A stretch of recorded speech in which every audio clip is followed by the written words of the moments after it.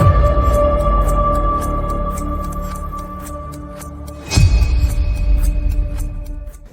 Guys, welcome back to my channel. तो आज हम क्लास 6 का सेकंड चैप्टर पढ़ने जा रहे हैं, जिसका नाम है डाइवर्सिटी एंड डिस्क्रिमिनेशन। जैसे कि मैंने यहाँ पे लिखा हुआ है polity, class 6 and second chapter of polity, diversity and discrimination. ये मैंने मेन इंपॉर्टेंट टॉपिक्स लिख दिए हैं, इसमें हम डिस्कस करेंगे और इसी पे हमारा मेन फोकस रहेगा और इसी चीज़ से हमको पूरा चैप्टर समझ में भी आएगा। और ये सब बोल्ड पॉइंट्स है जिसके बारे में जिसमें हम डिस्कस करेंगे कि क्या होता है, किसमें क्या है और किस चीज़ को हम क्या बोलते हैं। तो आज का चैप्टर बहुत ही इंटरेस्टिंग है। जैसे कि हमको लगता है कि सिक्स क्लास की पॉलिटी में क्या ही हम पढ़ेंगे, मतलब सब कुछ चीज़ बेसिक होगी, बट ऐसा बिल्कुल नहीं है। मेरा भी माइंड ब्लोन हो गया after reading second chapter of six class polity, क्योंकि इसमें ऐसी ऐसी चीज़ें हैं जो आपको जो कॉम्पिटेटिव एग्जाम्स होते हैं वहाँ पे आपको बहुत हेल्प कर सकती है। और हम हमेशा क्लास 6 या जो भी हम 6 to 12 की एनसीईआरटी है हम उसको बहुत अंडर एस्टिमेट करते हैं, तो हमको वो नहीं करना चाहिए, क्योंकि ये मेरा भी जर्नी रहा है कॉम्पिटिशन एग्जाम्स की। और मैंने भी कहीं ना कहीं एनसीईआरटी जो 6 to 10 की है उसको मैंने बहुत अंडर एस्टिमेट किया है। बट अब जब मैं भी खुद पढ़ रहा हूँ और मैं भी खुद सीख रहा हूँ और आपको भी पढ़ा रहा हूँ, तो मुझे अब ऐसा लगता है कि जो 6 से लेकर 10 की जो एनसीईआरटी का वेटेज है ना, वो बहुत अच्छा है, बहुत इंपॉर्टेंट है। और अगर आप 6 to 10 की एनसीईआरटी को थॉरोली और समझ लेते हैं अच्छे से, तो आपका कॉम्पिटिशन एग्जाम क्लियर करने का चांसेस बहुत बढ़ जाएगा। तो let's start our second chapter of polity, diversity and discrimination. तो हम पहले लैंग्वेज एंड कल्चर के बारे में देखते हैं, लैंग्वेज एंड कल्चर के बारे में। ठीक है, जैसे कि हमने पिछले फर्स्ट चैप्टर में पढ़ा था कि हमारे देश में बहुत सारे तरीके के रिलीजन है, ट्रेडिशंस है और कस्टम्स है। वैसे ही इस चैप्टर में हम देखेंगे उसी चीज़ को हम आगे कंटिन्यू करेंगे और डीप में पढ़ेंगे कि हमारे देश में डिफरेंट कल्चर्स, कितने लैंग्वेज है, कितने कल्चर्स है और क्या क्या है। तो जैसे कि ऑफिशियली जो हमारा जो रिकॉर्ड है उसमें हमारी 21 लैंग्वेजेस है, 22 लैंग्वेजेस सॉरी।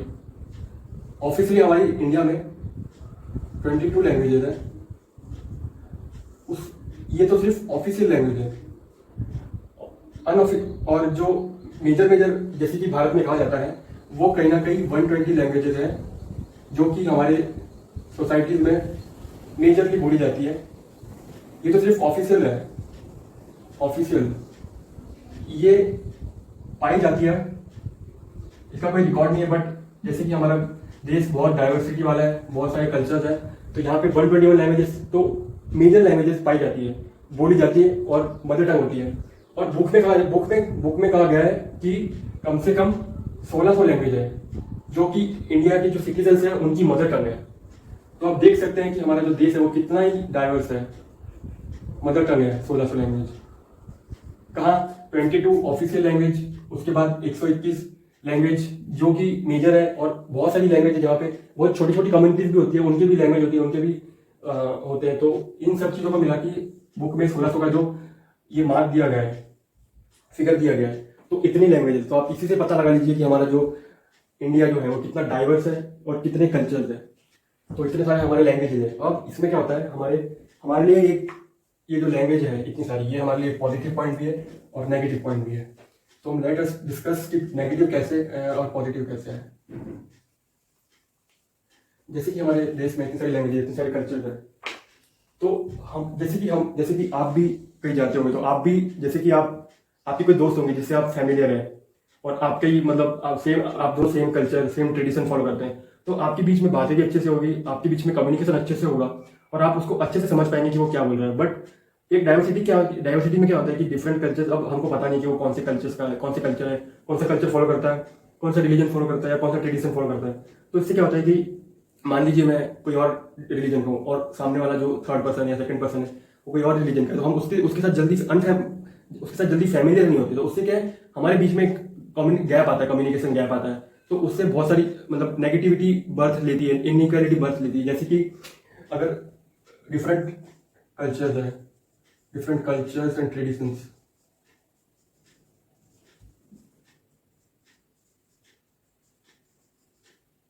डिफरेंट कल्चर और ट्रेडिशंस अगर फैमिलियर सेम होगा तो ही फैमिलियर होगा।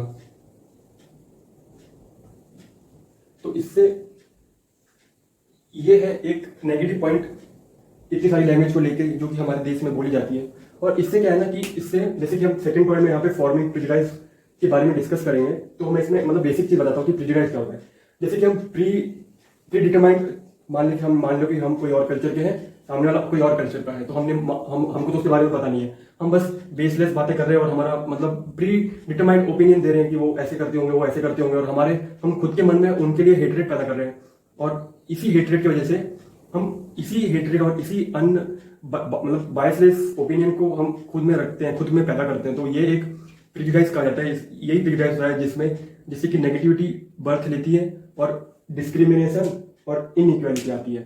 तो ये है मेजर कारण इंडिया में कि कैसे हम डिफरेंट कल्चर्स को देखते हैं। और ऐसा नहीं है कि हर लोग ऐसे हैं, कुछ लोग ऐसे भी हैं जो कोई भी कल्चर का उनको मायने नहीं रखता, वो अगर इंसान अच्छा है तो वो अच्छे से बात करते हैं और वहाँ पे पॉजिटिविटी भी रहती है, इक्वालिटी भी रहती है और वहाँ पे कोई डिस्क्रिमिनेशन नहीं होता है। तो ये था लैंग्वेज एंड कल्चर में। अब हम फॉर्मिंग प्रेजुडाइज देखेंगे। तो फॉर्मिंग प्रेजुडाइज में जैसे कि मैंने आपको बेसिक चीज बताई कि फॉर्मिंग प्रेजुडाइज कैसे फॉर्म होती है। तो ये वेट मिनट में मिटा देता हूँ, उसके बाद देखते हैं सही से। तो प्रेजुडाइज क्या होता है?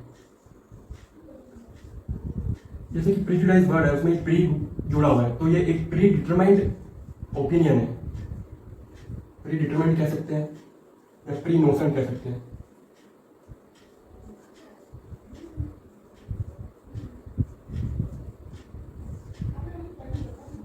जैसे प्रेजुडाइज में प्री जुड़ा हुआ है, तो आपको पता लग रहा होगा कि हम पहले से ही बिना सोचे समझे किसी के बारे में कुछ सोच लेते हैं, उसके बारे में बना लेते हैं कि वो वैसा होगा, उस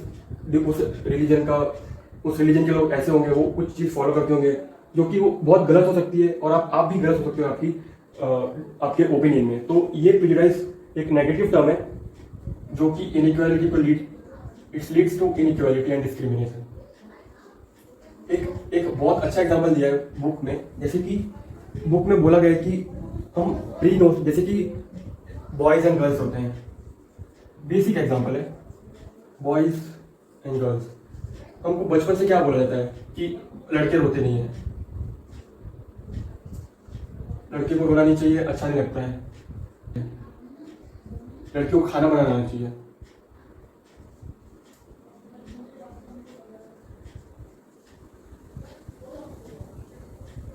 और घर के कामों में हाथ बटाना चाहिए।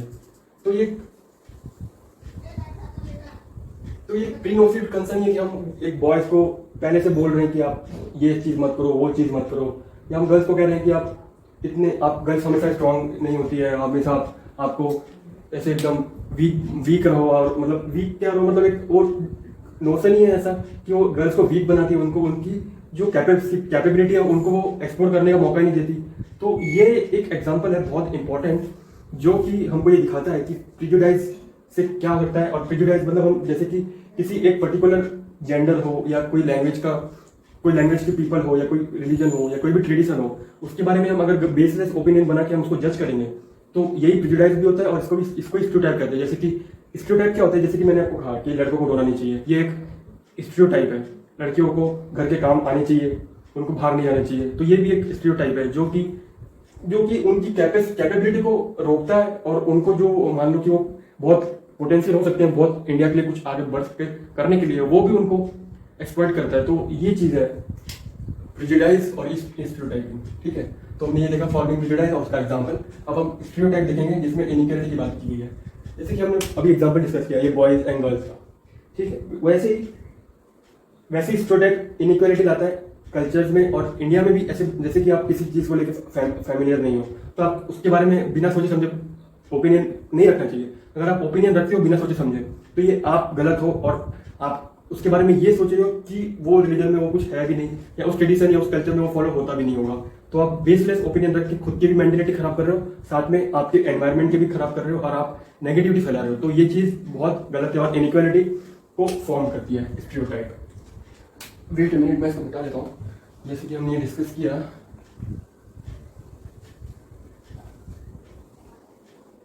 स्टीरियोटाइप क्या होता है बताता हूँ आपको डिटेल्स में।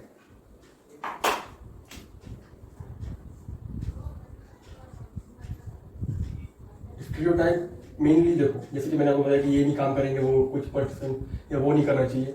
स्टीरियोटाइप इनइक्वालिटी कैसे पैदा करता है, जैसे कि शादी के बाद लड़कों को लड़कों को कहा जाता है कि आपको बाहर कमा के लाना है, और लड़कियों को कहा जाता है कि आपको घर के काम करने शादी के बाद, और आपको बच्चे संभालना है। तो इससे क्या होता है, इससे कितना इफेक्ट पड़ता है बॉयज एंड गर्ल्स पे। अगर कोई गर्ल्स है, उसके अंदर बहुत अच्छी पोटेंशियलिटी है कुछ काम में, उस चीज को वो मार देता है स्टीरियोटाइप। और बॉयज के अंदर जैसे कि कहा जाता है कि आपको रोना नहीं है, तो वो साइकोलॉजिकली बहुत इफेक्ट करता है, साइकोलॉजिकली भी बहुत इफेक्ट करता है, और मेंटली भी बॉयज के लिए बहुत स्ट्रेस वाला होता है ये। और इस चीज से क्या है, बॉयज के अंदर ना जो केयर वाली जो लड़कियों में अमूमन होती है, केयर की फीलिंग, और वो भी आने नहीं देता है। और इसलिए कहा जाता है कि लड़कियां इमोशनल होती है और बॉयज इमोशनल नहीं होते, क्योंकि उनको पहले से ही कहा जाता है बचपन से कि आपको रोना नहीं है और आपको अपने इमोशंस में कंट्रोल करना है। बट अब हमको बड़े होकर पता चलता है कि रोना भी कितना इंपॉर्टेंट है, क्योंकि इससे आप बहुत हल्का फील करते हो, इससे आपकी मेंटल हेल्थ है, मेंटल वेलबींग है, वो बैलेंस रहती है, स्टेबल रहती है, और आप अच्छी चीजें एफिशिएंटली और इफेक्टिवली कर पाते हैं। तो इसलिए स्टीरियोटाइप बहुत छोटी चीज है, मतलब छोटी चीज है, बट लेकिन इसका जो इफेक्ट होता है वो बहुत डिजास्टर्स हो सकता है। और ये चीजें एंशिएंट टाइम्स में भी फॉलो होती थी। तो वो कैसे होती थी, जैसे कि मैंने आपको पिछले वीडियो में बताया था, जिसका हमने फर्स्ट चैप्टर पढ़ा था पॉलिटी का, उसमें जो एंशिएंट टाइम्स में है, जैसे कि जो दलित है, जो लोग जिसको हम शूद्र कहते हैं, जो सिस्टम है एंशिएंट टाइम्स का, जिसमें कि सबसे ऊपर ब्राह्मण्स आते हैं,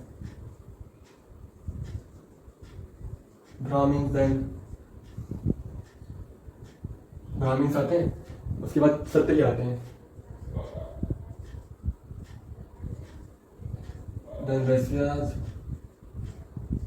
एंड देन फोर्थ पे आते हैं शूद्र, जो कि दलित को पर्टिकुलर काम दिया जाता है कि आप यही कर सकते हैं, और आप कोई भी ऊपर वाले चीज़ों का, कोई भी ऊपर वाले जो भी लेवल है, जो भी ग्रुप है, उनका काम नहीं कर सकते हैं, आपको इस चीज़ से रोका जाता है वहाँ जाने के लिए। तो ये भी आप किसी की कैपेबिलिटी को, किसी की पोटेंशियलिटी को आप रोक रहे हो, और आप उसको फोर्स कर रहे हो कि आप वही काम करो जो आप बचपन से आपकी जो पूरी वर्ष लोग करते थे।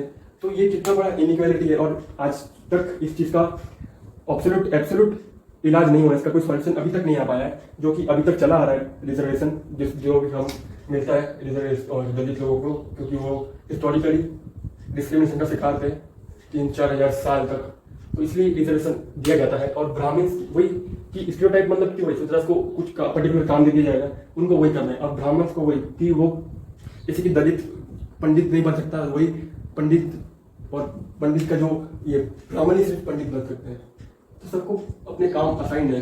तो ये चीज़ नेगेटिविटी और इनइक्वालिटी लाती है अपने कल्चर में या रिलेशन में। तो ये सब स्टीरियोटाइप को हमको नहीं फॉर्म करना चाहिए बेसलेस ओपिनियन पे। पर कोई अगर आपको बोल रहा है कि वो वैसा है, कि कोई रिलीजन वाला पर्सन या कोई लैंग्वेज वाला पर्सन, कि उसकी कल्चर ऐसा है, उसका कस्टम ऐसा है, उसका ट्रेडिशन वैसा है, तो आपको उस पर विश्वास नहीं कर लेना चाहिए, क्योंकि ये प्री नोसिव कंसर्न, प्री डिटरमाइंड ओपिनियन, बहुत कुछ आपको इनइक्वालिटी, आपको मतलब आप उस ग्रुप में आ जाओगे जहाँ पे आप नेगेटिविटी फैला रहे हो देश में, और वही आप इनइक्वालिटी को प्रमोट कर रहे हो। तो इस वजह से आपको ये सब नहीं फॉलो करना चाहिए। और एंशिएंट टाइम में भी हम ये फॉलो करते हुए आ रहे हैं। तो अब रिजर्वेशन हम कम्युनिटीज को देते हैं बिकॉज ऑफ हिस्टोरिकल इनजस्टिस।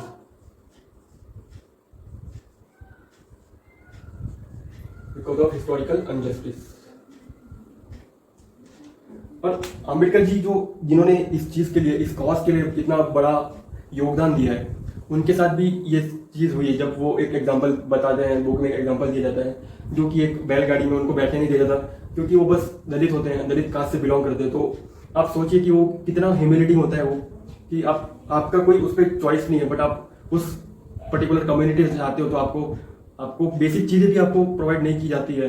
तो आप सोचिए उस टाइम अम्बेडकर जी ने कितना ह्यूमिलिएट फील किया होगा, और किस चीज से वो गुजरे होंगे, और कितना मेंटल पीस खराब होता है। तो stereotype also lead to mental problems. तो हमने स्टीरियोटाइप देखा कैसे ये इनइक्वालिटी को प्रमोट करता है। अब हम फाइनेंशियल डाइवर्सिटी देखेंगे कि डाइवर्सिटी कैसे फाइनेंशियली भी आती है और क्या होता है, और अगर इसके भी क्या नेगेटिव और क्या पॉजिटिव है। जैसे कि चैप्टर में मेनली नेगेटिव पॉइंट बताया कि किस इन सब चीज़ों से कैसे सोसाइटी को हार्म होता है, तो हम वही डिस्कस कर रहे हैं। तो फाइनेंशियल डाइवर्सिटी कैसे होती है, देखो जैसे कि हमने फर्स्ट चैप्टर में डिस्कस किया था एग्जांपल समीर 1, and submit 2. आ रहा पढ़े में समीर 1 and समीर 2. जैसे तो एक जो था जिसके पास मनी था, समीर 2 के पास नो मनी. समीर 1 था, उसके पास सारी चीजें थी जो लग्जरियस थी, और जो समीर 2 है उसके पास बेयरली अफोर्ड बेसिक नीड्स. मतलब वो बेसिक नीड्स के लिए भी उसको इतनी सारी मेहनत करनी पड़ती थी. तो ये चीज़ है जो कि हम फाइनेंशियली भी, मतलब अगर आपके पास अच्छा पैसा है तो आप अच्छे हॉस्पिटल में जा सकते हो, आप अच्छी दवाई ले सकते हो. आपको अगर एडमिट भी होना है कोई सीवियर डिजीज में, तो आप इजीली आप उसको बोल के हॉस्पिटल पे एडमिनिस्ट्रेशन को आप पैसा देके आप वो चीज़ें बहुत इजीली पा सकते हैं और बहुत ले सकते हैं वो फैसिलिटीज. बट जो गरीब लोग होते हैं उनके पास ना तो पैसा होता है, ना रिसोर्सेज होते हैं, ना वो इस पावर होता है कि वो कुछ किसी को इन्फ्लुएंस कर पाए, और वो फिर मजबूरी में आके उनको ना तो बेसिक चीज़ मिलती है, मेडिसिन भी उनको फिर इंफीरियर क्वालिटी की मिलती है, और वो लोग बेड तो क्या अफोर्ड कर पाएंगे क्योंकि उनके पास पैसा ही नहीं है. तो वो लोग बेसिक जो नेसेसिटीज है हमको जीने के लिए, लाइवलीहुड के लिए, वो भी उनको नहीं मिलती है. तो ये एक फाइनेंशियल डाइवर्सिटी है जो कि इंडिया को ज़्यादातर हार्म कर रहा है, कि क्योंकि इंडिया में इतना पॉपुलेशन बढ़ रहा है और पॉपुलेशन के कारण हम पॉवर्टी में भी जा रहे हैं. तो पॉवर्टी में जा रहे हैं तो उनके पास पैसा नहीं होगा, और इस चीज़ से ना क्रिमिनल एक्टिविटीज भी बढ़ती है, लीड्स टू क्रिमिनल एक्टिविटीज.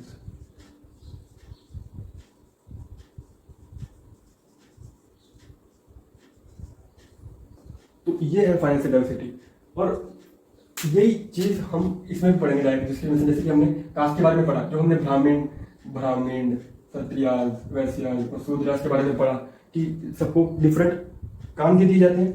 जैसे कि शूद्राज मतलब दलित को सिर्फ आपको, मतलब आप आउटसाइड कोई भी चीज से आप वेल से आप पानी नहीं ले सकते, आपको बेसिक चीजों की फैसिलिटीज से आपको रोका जाता है.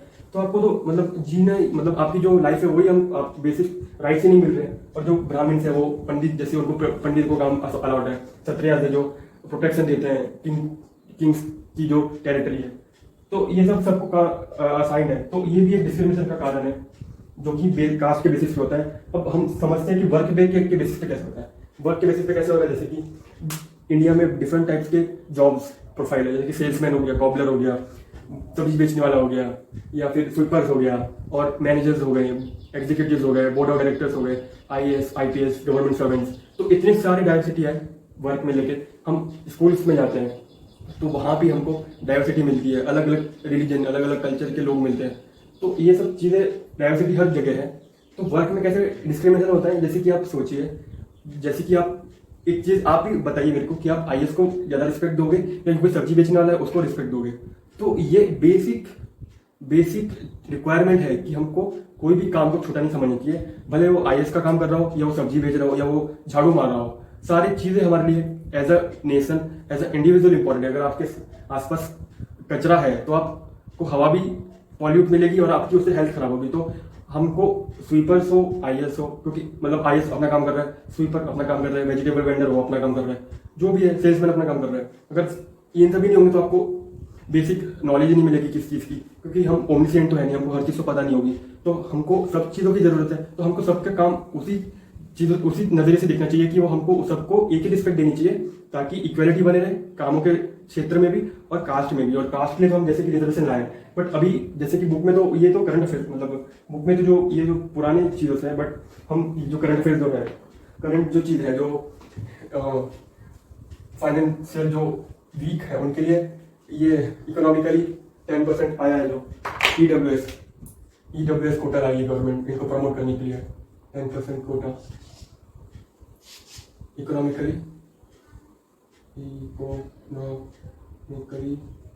वीकर सेक्शंस के लिए, जो कि बेसिक चीज़ों के लिए भी पैसे नहीं है.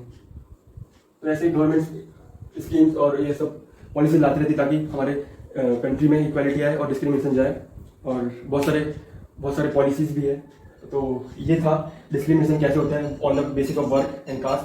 तो हम लास्ट में देखेंगे इक्वालिटी, और सबसे पॉजिटिव चीज़ जो हम कर सकते हैं इस टाइम और आने वाले टाइम में.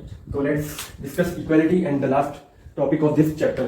तो इक्वालिटी हमें देखा कि वर्क के बेस पे हमको डिस्क्रिमिनेशन फेस करना पड़ता है, कास्ट के बेस पे अलग अलग लोगों की ओपिनियंस के बेस पे, जिसको हम स्टीरियोटाइप कहते हैं, प्रेजुडाइज कहते हैं। तो ये सब की चीज़ों पे हम डिस्क्रिमिनेशन, इनइक्वालिटी हम फेस करते हैं हमारे कल्चर में, हमारे ट्रेडिशन में, हमारे रिलीजन में।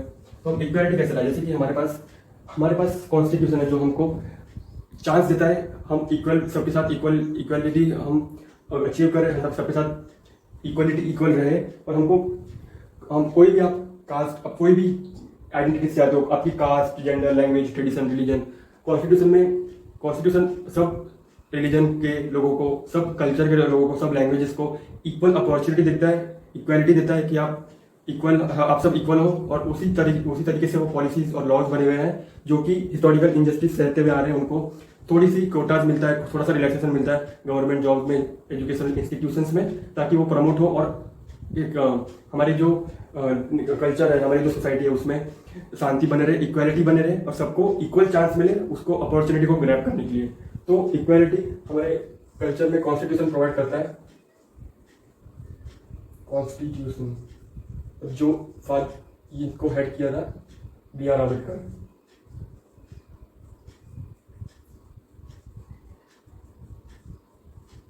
जो कि चेयरमैन थे ड्राफ्टिंग कमेटी के।